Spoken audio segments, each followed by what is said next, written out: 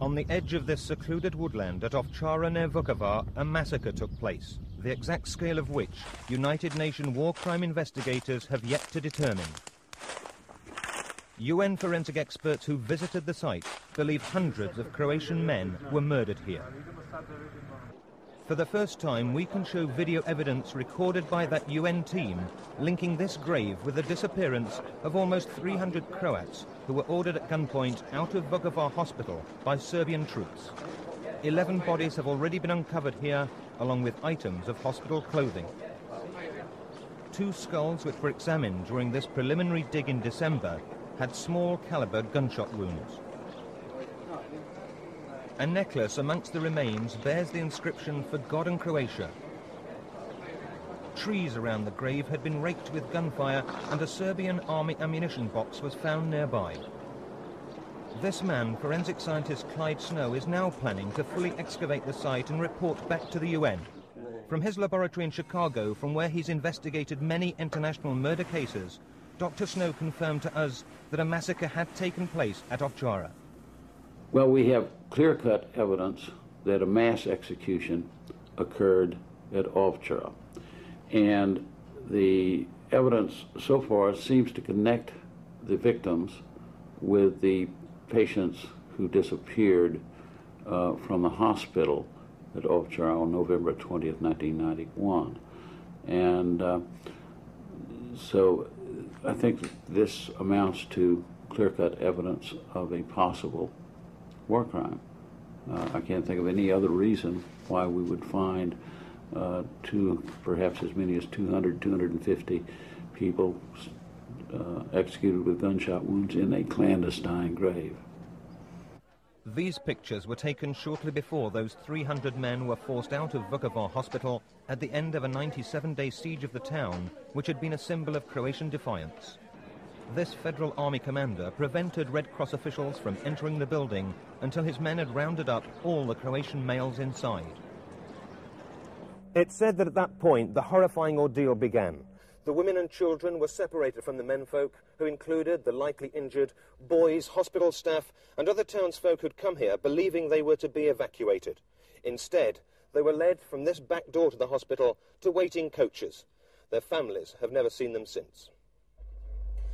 The UN believes the men were then driven through these war-ravaged streets to a local army barracks. There they were badly beaten, and one report suggests 10 Croat fighters were taken outside and shot.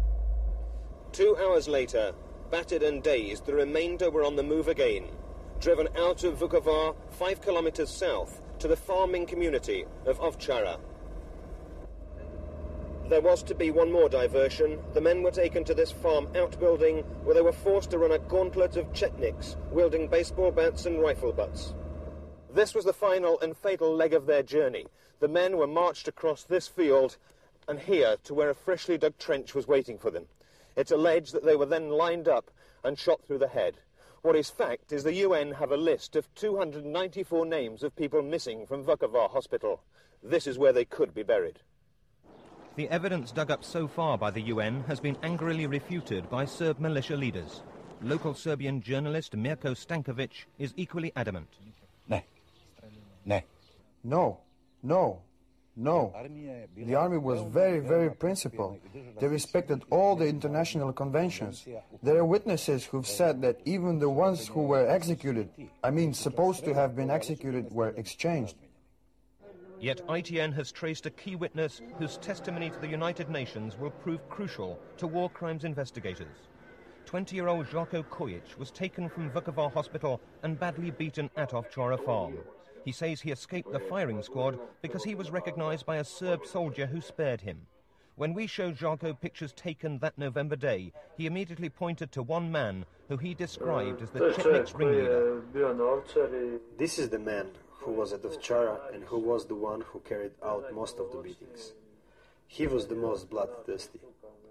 He was the one who broke my glasses and beat me with a baton. He especially took pleasure in beating one of my friends called Kemo. They beat him until he showed no signs of life.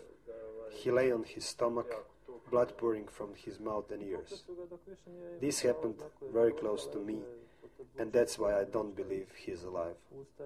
That friend, 31-year-old Kemo Saiti, is amongst those listed as missing by the UN. His family now live as refugees on the Croatian coast. They've heard the story of Ovcara farm, but cling to the hope that somehow he survived and that one day they will be reunited. As time passes, it becomes more and more difficult to cope. With the girls, it's easier. With the boy, it's more difficult. This is the first time I've told the story in front of him. He didn't know about it. He keeps on asking me where his father is. He asks me, "Why isn't my father phoning me? Why do you keep lying to me?" The older he gets, the more questions he asks.